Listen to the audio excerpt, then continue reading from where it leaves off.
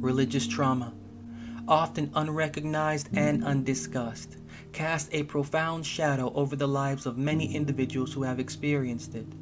It manifests in various ways, from deep-seated anger and frustration to a profound sense of loss and disillusionment. Jeremiah, the prophet, provides a poignant voice echoing through the ages, grappling with his own religious trauma amidst a society entrenched in ignorance and stubbornness. Jeremiah's story resonates with modern struggles against the backdrop of faith. He stood as a solitary figure, understanding his deity's true intent, while surrounded by a community that failed to grasp beyond their rigid beliefs. His lamentations, wishing he had never been born to avoid the pain of witnessing spiritual blindness, highlights the deep emotional turmoil that religious trauma can inflict. In our contemporary context, religious trauma often emerges when individuals begin to question the beliefs they were raised with or once deeply held. It can stem from oppressive religious environments, rigid dogmas that stifle individual growth, or traumatic experiences within religious communities. The journey of deconversion, or shifting away from one's previous religious beliefs, becomes a pivotal moment where the foundations of faith are shaken to their core. It is a process where the pain of disillusionment is intertwined with the seeds of intellectual and spiritual growth. The struggle to reconcile deeply held convictions with newfound perspectives can be agonizing. Yet it is through this struggle that individuals often emerge stronger and more authentically connected to their spirituality. For many, the path of healing from religious trauma involves introspection. It requires acknowledging the validity of one's feelings of anger, frustration, or confusion as natural responses to a profound existential crisis. Just as Jeremiah's voice echoes across generations, so too can individuals find solace in knowing that their journey towards healing and understanding is part of a broader narrative of human experience. Ultimately, religious trauma invites us to re-examine the nature of faith and spirituality, not as static doctrines but as evolving aspects of our inner selves. It challenges us to transcend the confines of inherited beliefs and embrace a deeper, more nuanced understanding of our spiritual paths. Through this process, we cultivate resilience and wisdom that enriches both our intellectual and devotional lives. Acknowledging and addressing religious trauma is not only essential for individual well-being, but also for fostering a more compassionate and inclusive religious discourse. It is a journey that requires courage, empathy, and a willingness to confront uncomfortable truths. By honoring our experiences of religious trauma, we pave the way for genuine growth in a deeper connection with the Bible. As we navigate the complexities of faith and trauma, let us remember Jeremiah's courage to speak his truth amid adversity. And may his story inspire us to embark on our own paths of healing and spiritual renewal. Religious trauma syndrome, it is a real thing, and we can be living with it. We can be living with it and not know it. We can be living with it and not knowing it, but our behaviors, our thoughts, our actions, our feelings, if we will look close enough at them, if we will be willing to look close enough at them, we will see the markers for religious trauma and for religious trauma syndrome. But the good news is, there is good news, despite how that may feel, despite how that may appear, it is all for a purpose. It is all for a purpose, and the purpose is a purpose of deconversion, which is scary. Which is something that we may never have thought we would have gone through, which is something that we may never have thought we would have embraced, whether consciously or subconsciously, however that feels. We never thought that we would get to that point, but we are, and it's for a very valid reason that we are, and it is not for a reason concerning the removal away from the experience, but the transition, the positive transition that comes with that, and the health to our mind, personal and devotional, that is attributed. So it is a very real thing. religious trauma syndrome. Leading into the 21st century, physician Martin Rossman noticed a disturbing trend among his patients. Many were suffering from the lifelong consequences of being raised in a toxic religious environment. He wrote, "A great number of people I see in my medical practice have been traumatized rather than uplifted by their early religious training. I think that harmful religious training may be one of the great unrecognized causes of mental and physical illness in our culture." Although at that time he did not have a psychological or medical term for what he was witnessing, Rossman's experiential assessment and prediction about the pervasiveness of what is now understood to be religious trauma would turn out to be quite accurate. After compiling data from 1,581 adults living in the United States, this study confirmed what Rossman and thousands of other practitioners have observed for decades. Religious trauma is, in fact, a society-wide phenomenon, and spiritual abuse is a chronic problem within religious communities. Now, many of the individuals that I do talk to express feelings along the lines of, church isn't doing it anymore. So the feeling is due subconsciously to acknowledging that there is a source or center of trauma in one's life. How we observe, how we interpret what we observe, how we regurgitate and then reinterpret what we are observing. This all has a way of mixing and meshing with the type of personality our devotional character develops. In a lot of the situations that I find individuals in, when we have conversations about where the progress of the Bible is going, where the progress of the doctrines of the quote-unquote church are going, where things are going, everything falls back to a particular trend that is equal and shared amongst all, and that is, church isn't doing it for me. Church isn't the spot. Church isn't it anymore. When I go to church, I don't feel it. When I am in the midst of pastor and congregation, I don't feel it. And the response is always from on my end, that's fine. That's good. But there's always a bit of a worry there, because for some reason there's a connection between church and intellectual stability, church and spiritual fulfillment.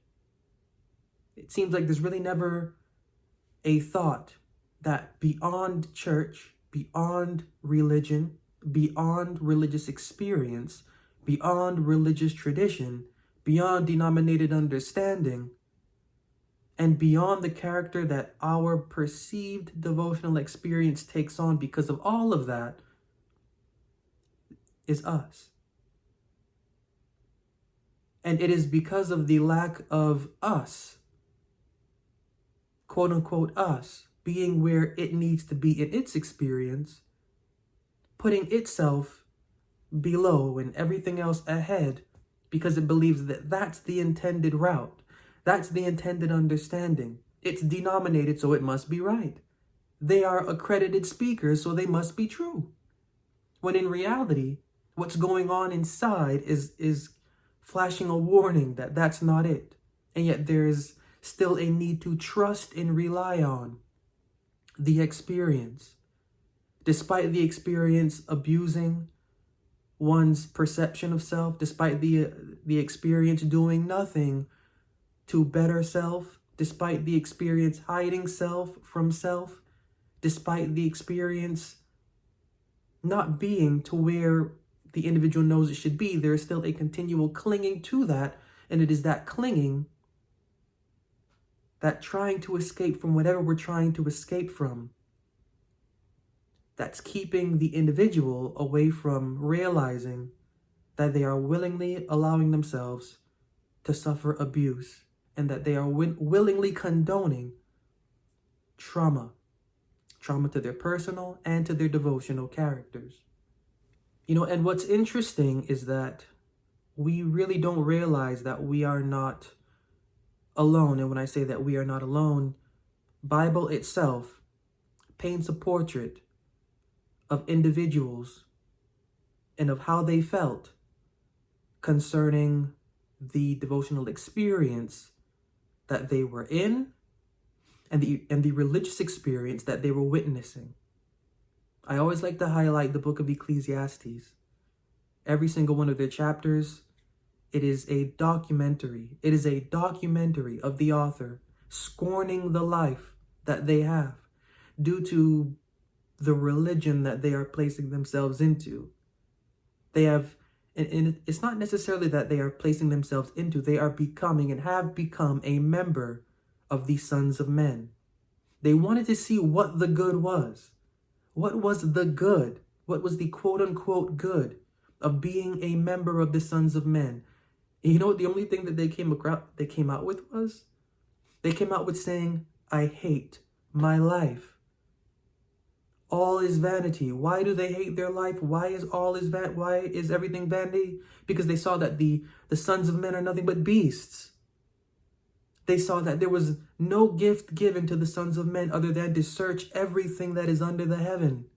They saw nothing positive. There's only a searching and never a finding of all of the works that the living God has done and put through from beginning to the point that they are at, and then even extending beyond. They saw that there was a continual searching and a refining of that search, and yet there was never an answer that was found. Continual searching. I hated life is the outcome of that. And that's something that we can all relate to. And especially in 2024, the type of conversations that are now being had, it is not the literal life that one hates. And if it is due to the trauma that is felt and not understood to be registered, or how to register that, where to register that. Looking in the book of Isaiah 20:14 to 18, Isaiah 20:14 to 18, cursed be the day wherein I was born. This is here. Is this really here? That this is really being said by the prophet. Cursed be the day wherein I was born. Let not the day wherein my mother bare me be blessed. Cursed be the man who brought tidings to my father, saying, a man-child is born unto thee, making him very glad. Let that man be as the cities which the Lord overthrew and repented not. Let him hear the cry in the morning and the shouting at noontide, because he slew me not from the womb, or that my mother might have been my grave, and her womb to be always great with me. Wherefore came I forth out of the womb to seek labor and sorrow, that my days should be consumed with shame. What was Jeremiah's problem? The same problem that Jeremiah had is the same problem that the author of Ecclesiastes had. Upon his birth, he saw labor.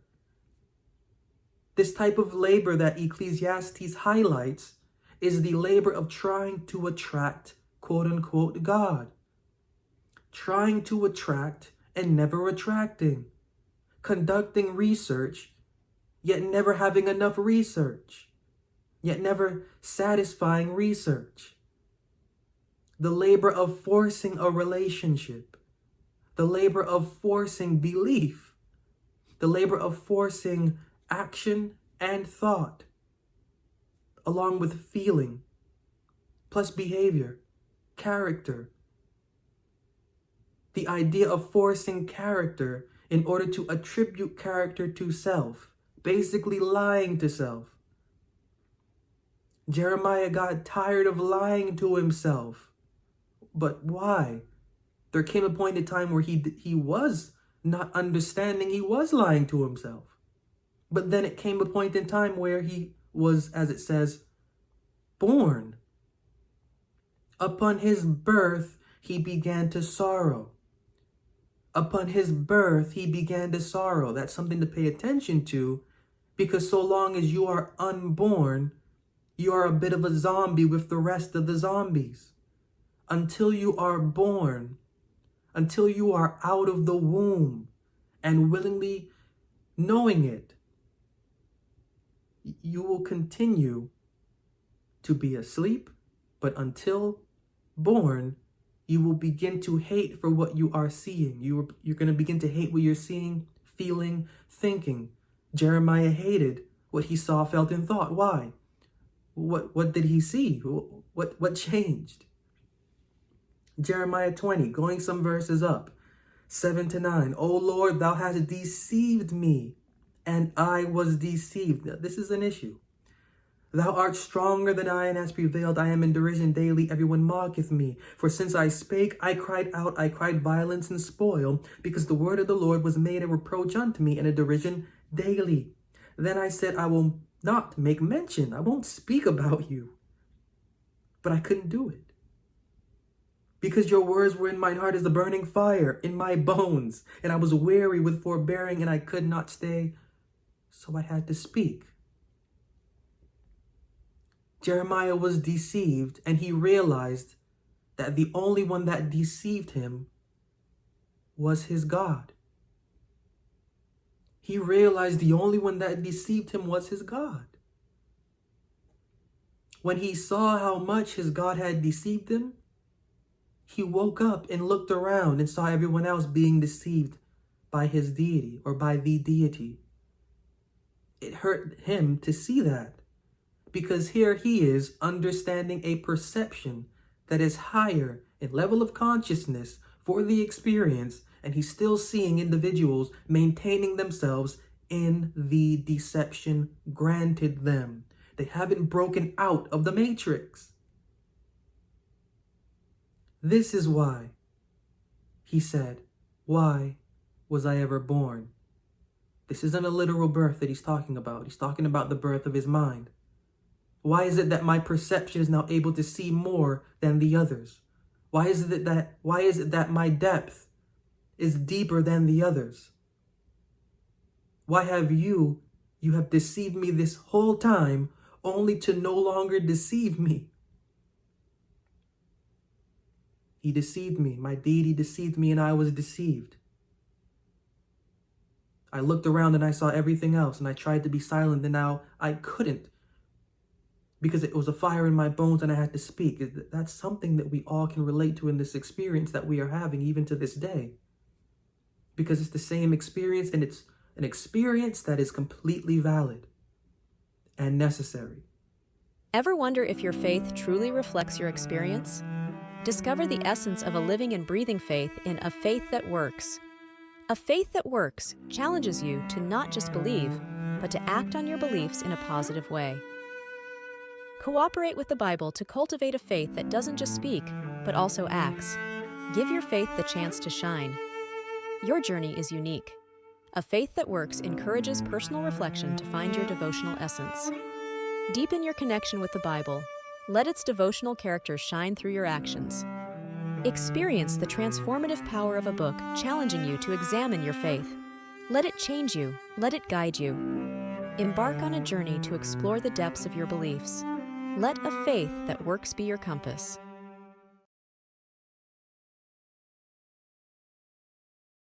Here's something interesting.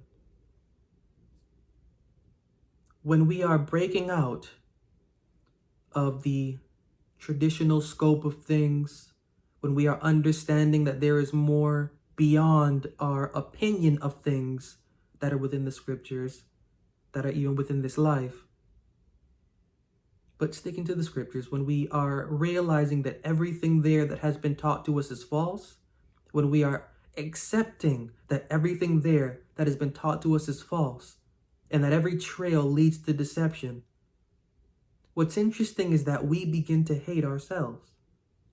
And to the point where we believe that we need forgiveness, we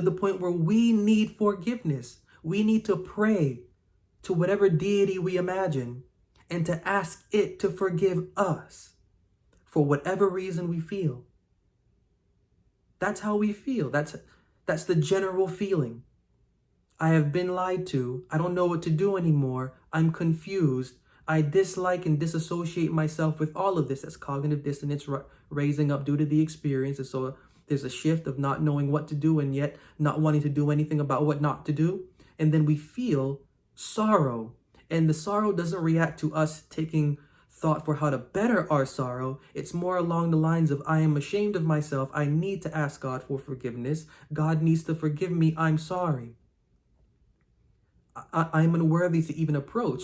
I don't even understand what to do. I don't even know what to pick up anymore. I can't do this because this doesn't make sense anymore, because there's so much rationality behind what doesn't make sense that to go further into it, I would be, I assume, insulting myself and then insulting the deity for whom I know there is, and yet is covered up by nothing but filth and grime that is traditionally passed down and now within me self-cultivated.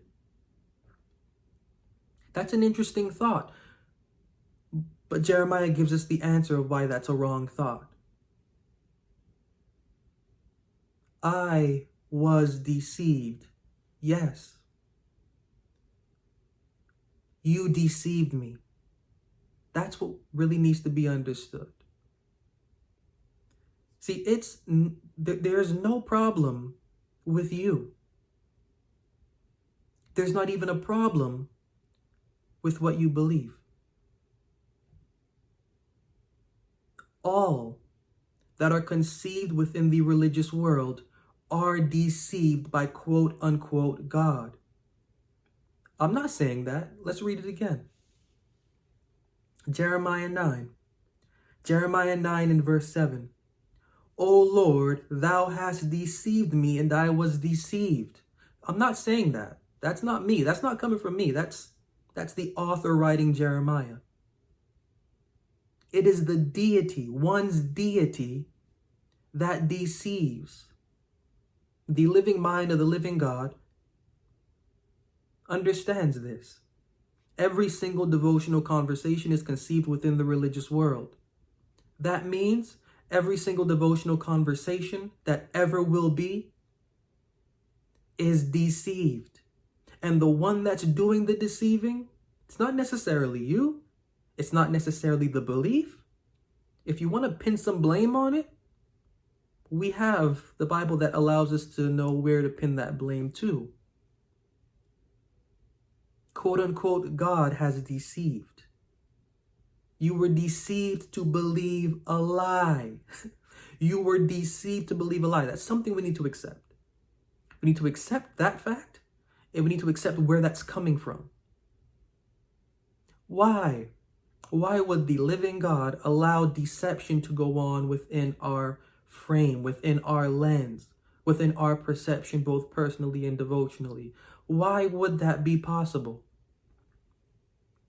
Why would there be a willing deception going against us? We feel as though we're sorry. We feel as though we need to apologize to quote unquote God for something that we have been deceived about, when in reality it is quote unquote God that has been deceiving this entire time. The deception is known. We just are now experiencing it. That's the interesting thing about all of this, is because we believe that there is deception in religion, that there is deception in us, that there is deception in our belief, that there is deception in our experience, that there is lies upon lies upon lies. This isn't true, this isn't true, this isn't true. When in reality, I was deceived and you deceived me. There was a deception applied to our consciousness willingly by the living God. How about we cast our blame there? Not because we want to, not because we need to, but because, first of all, we are allowed to.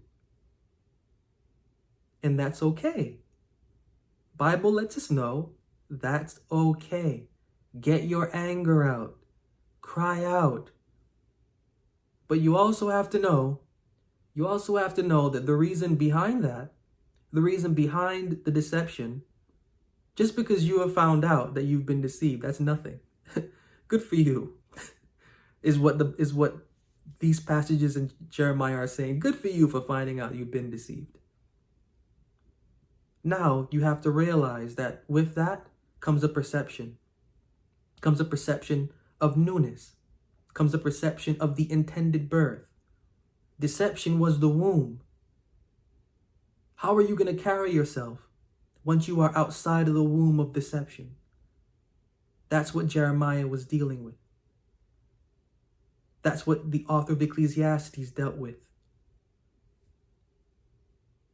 They saw everything from within that womb now in a different scope. It was all vanity. It was all vanity. And yet, that did not stop them from their experience, did it? It didn't, because it wasn't intended to. The intention is to separate the invented and the created quote-unquote God from the actual philosophical experience that is to lead to a devotional connection to the living mind of the living God. Deception is needed. Deception is needed. As I'm always saying, Bible likes to give lies first and then fact after. Bible does that because the philosophy within the scriptures, it actually mirrors natural life. That's how natural life is. Natural life is an existence built upon deception, leading to a certain point in time where that experience leads to a manifestation of what is actually right through the lens. What we actually need to be sorry for is how we have been carrying our experience in a lie, and take action and thought for how to make sense of how to envision a more wholesome experience, not ignoring or forgetting that lie, but rationalizing why our particular lie led us into that and how the experience after that is supposed to go. Now, if you notice, Jeremiah has some what we can call symptoms of trauma. Symptoms of trauma. In the Bible, they are there, not so clearly articulated, but let's just weigh what's there in Jeremiah with some science. Religious trauma syndrome is a group of symptoms that arise in response to traumatic or stressful religious experiences. While RTS, religious trauma syndrome, is not an official diagnosis in the DSM-5, it is a common experience shared among many who have escaped cults, fundamentalist religious groups, abusive religious settings, or other painful experiences with religion. RTS includes the following symptoms: confusing thoughts and reduced ability to think critically, negative beliefs about self, others, and the world, trouble making decisions, feelings of depression, anxiety, grief, anger, lethargy, a sense of feeling lost, directionless, and alone, a lack of pleasure or interest in things you used to enjoy, a loss of a community, family, friends, romantic relationships, feeling isolated or a sense that you don't belong, feeling behind the times with cultural happenings, and many other symptoms of PTSD, including nightmares, flashbacks, disassociation, emotional difficulty, etc. These symptoms closely resemble complex post-traumatic stress disorder and can be easily confused for that. That is, one might seek help and be treated for complex PTSD without linking the PTSD to the cause of religion, which is religious trauma. So now if we had to go back to Jeremiah, let's go back to Jeremiah and let's read that. Let's see if Jeremiah is displaying any of the symptoms of religious trauma. Jeremiah 27-9, O Lord, thou hast deceived me, and I was deceived. Thou art stronger than I, and hast prevailed. I am in derision daily, everyone mocketh me. For since I spake, I cried out. I cried violence and spoil, because the word of the Lord was made a reproach unto me in a derision daily. Then I said, I will not make mention of him, nor speak any more in his name. But his word was in mine heart as a burning fire shut up in my bones, and I was weary with forbearing, and I could not stay. 14-18, same chapter. Cursed be the day wherein I was born. Let not the day wherein my mother bare me be blessed. Cursed be the man who brought tidings to my father, saying, a man-child is born unto thee, making him very glad. Let that man be as the cities which the Lord overthrew and repented not. Let him hear the cry in the morning and the shouting at the noontide, and the shouting at noontide. Because he slew me not from the womb, or that my mother might have been my grave, and her womb to be always great with me. Wherefore came I forth out of the womb to see labor and sorrow, that my days should be consumed. We are reading the symptoms of religious trauma. Everything here that Jeremiah is saying is religious trauma. We won't pick that up.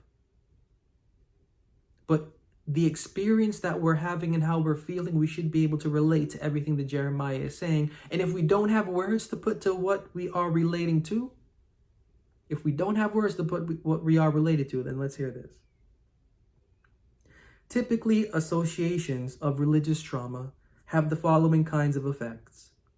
A shattered religious self may cause, for instance, depression, anxiety, or hypervigilance sometimes, but not necessarily triggered in religious contexts.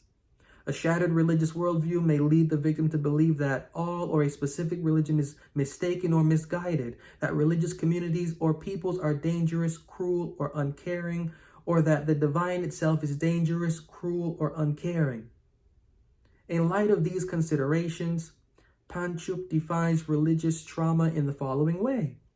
Religious trauma is any traumatic experience of the divine being, religious community, religious teaching, religious symbols, or religious practice that transforms the individual either epistemically or non-cognitively in such a way that her ability to participate in religious life is significantly diminished. And that's where we are. That's where we are when I'm continually hearing church isn't it for me. That little sentence carries a lot of weight concerning trauma and concerning unregistered trauma. And concerning unregistered trauma that is wrongly or falsely allocated to agents having nothing to do with that trauma. Church isn't it. The experience isn't it. The discovery of lies. The venture now toward skepticism or atheism. The venture now toward theism or deism.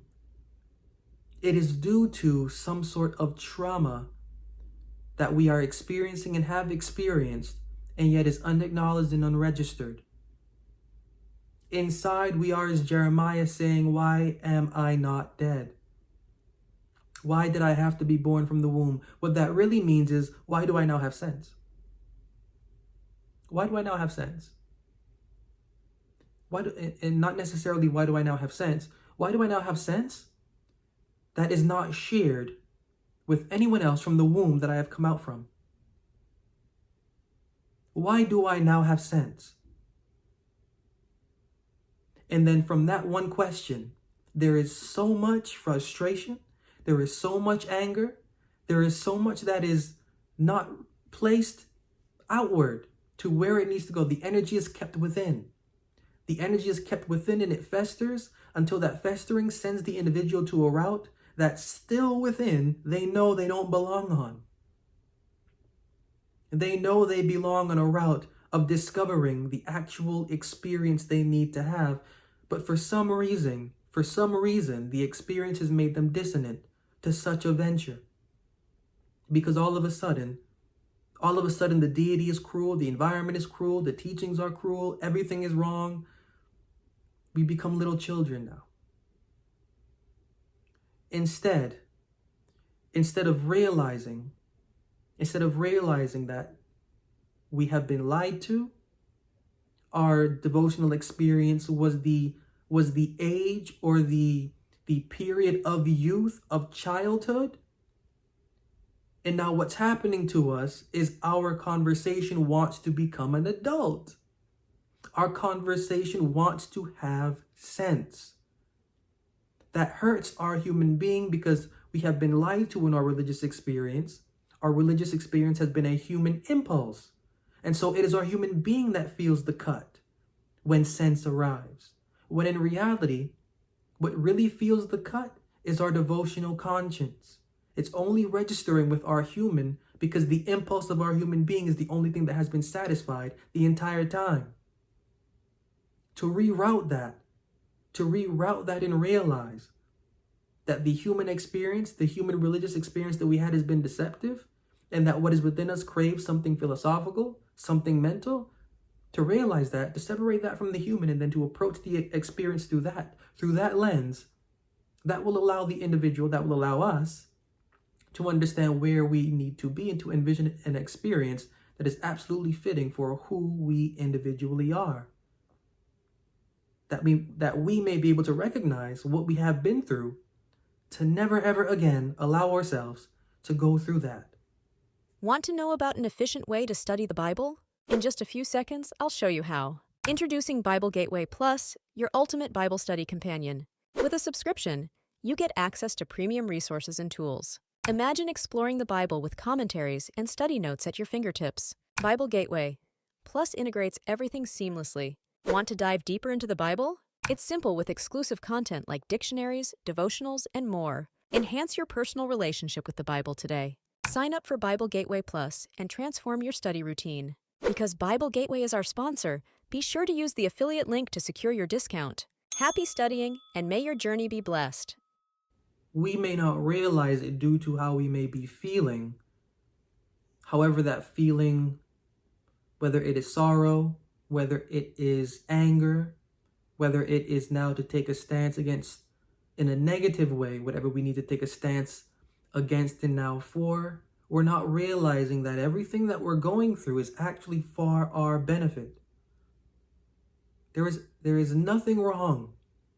There is nothing wrong with realizing that you have been deceived in your religious experience. There's nothing wrong with you. There's actually everything right with you. Everything right. Everything right with you. There's nothing wrong with you. And this is what if I don't say it to the individuals that I talk to, I want to say it, and I don't, possibly because they don't give me the opportunity to. But that is the one thing that needs to be understood. There is nothing wrong with you for saying, why did I not die in the womb of my religious denomination, or why did I not remain within the womb of my self-cultivated religious opinion, as Jeremiah did?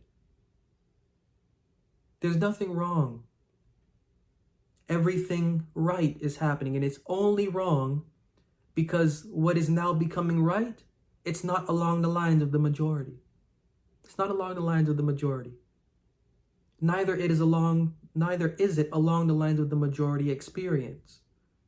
You are now becoming the minority of a philosophical experience, and the minority of a philosophical experience sanctioned by the philosophy embedded within the center of the scriptures. We don't know this philosophy embedded at the center of the scriptures because we have been willingly deceived in allowing that deception. Religiously, devotionally, philosophically, theologically, experientially, emotionally, thoughtfully. We have been allowing that, and now it's stopping. Nothing wrong with that.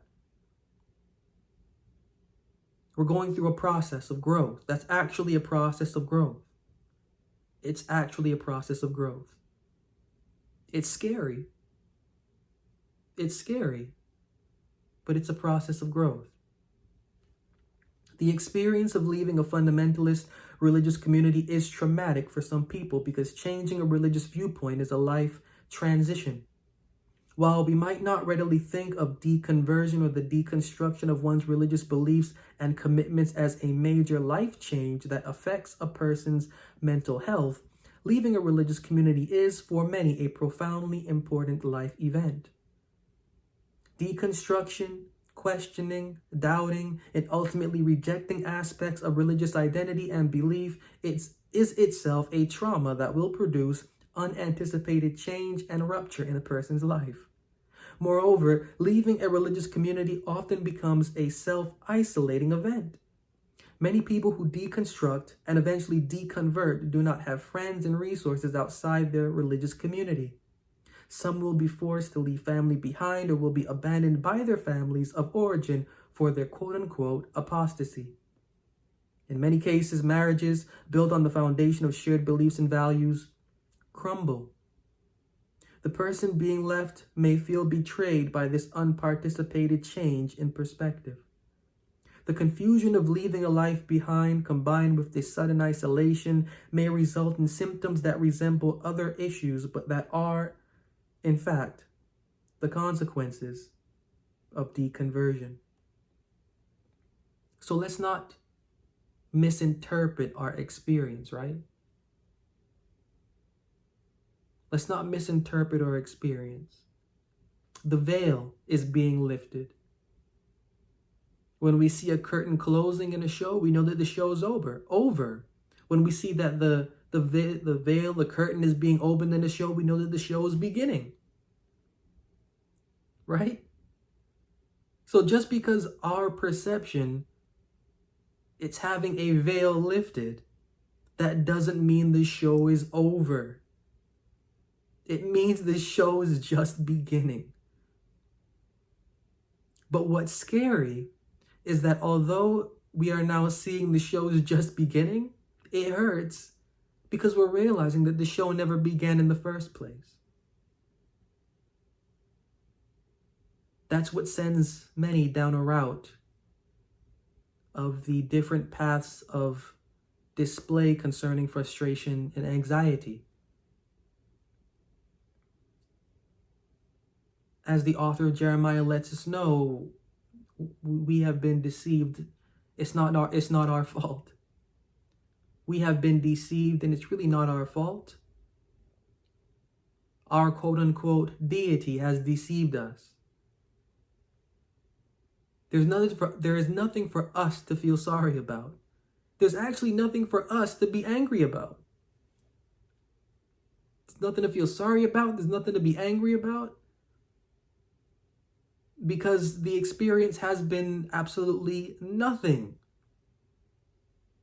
And now that it is becoming something, now we want to become angry that it was nothing. Now we want to become frustrated that it was a lie.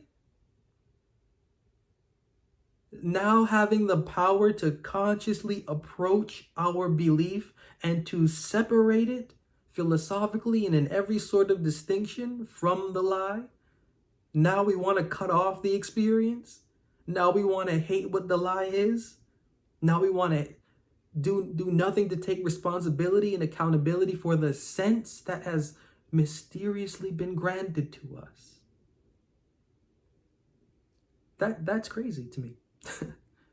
That's crazy to me because the gift that comes from deception is mental health.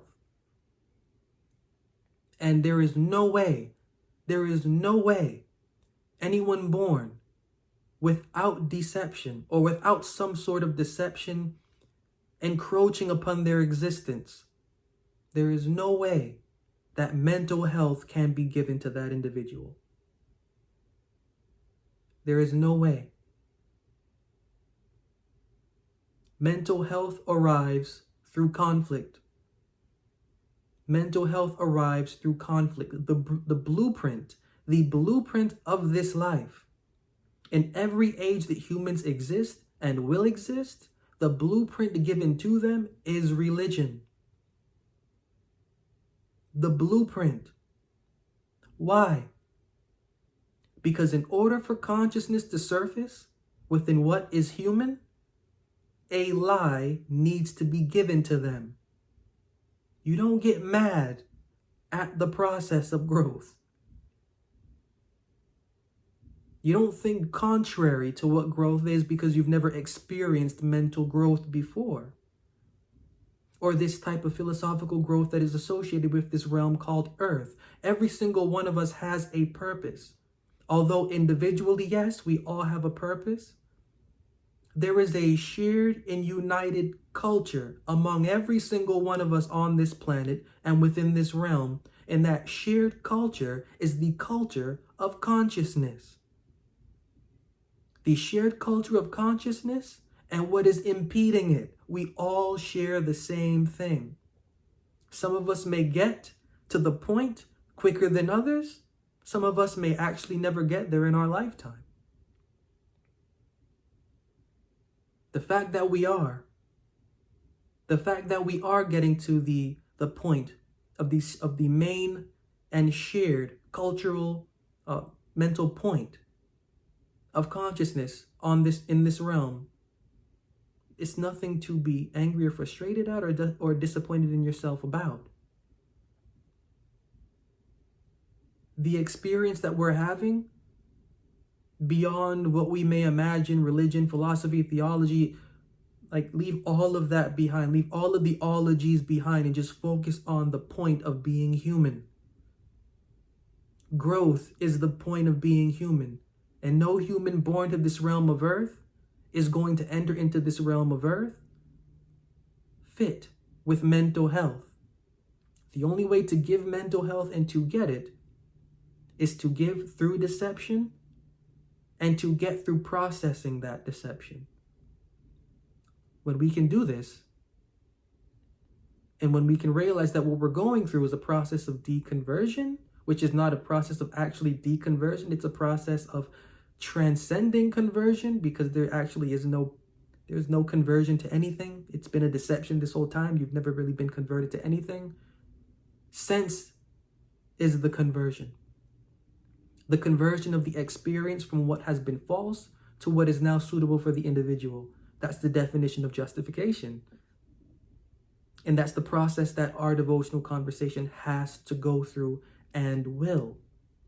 Ever wished you could master a new skill from the comfort of your home? SkillShare offers thousands of courses taught by industry experts.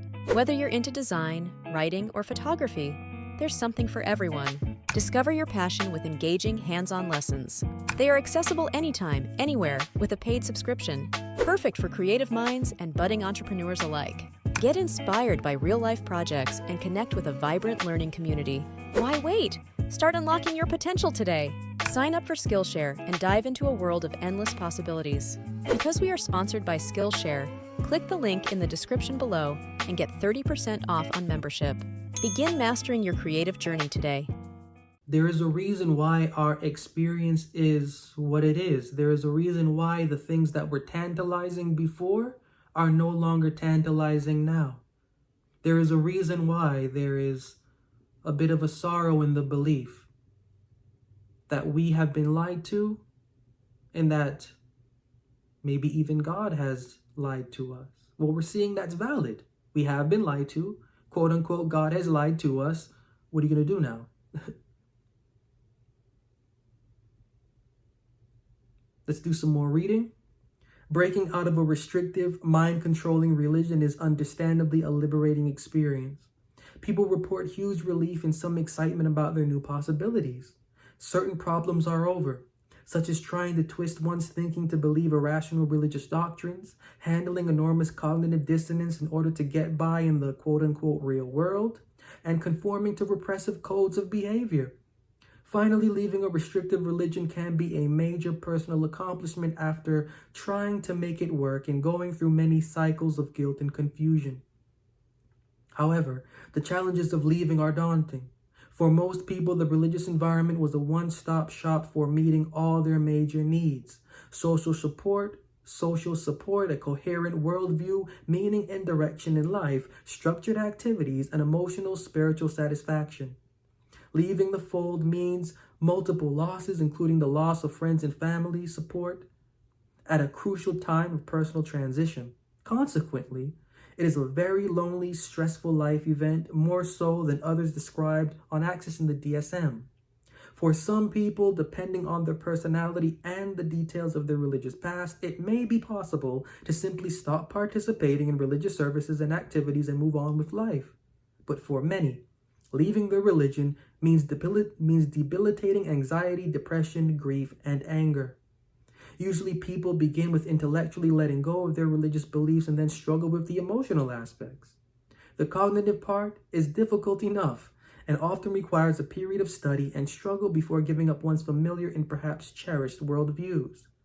But the emotional letting go is much more difficult, since the beliefs are bound with deep-seated needs and fears and usually inculcated at a young age. So when I'm hearing church isn't doing it for me anymore, that is a statement that is loaded with so much that begins at childhood. That begins with a belief at childhood.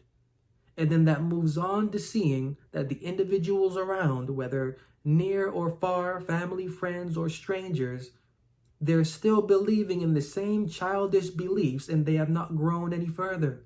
They have not moved anymore. All of a sudden, sense has hit.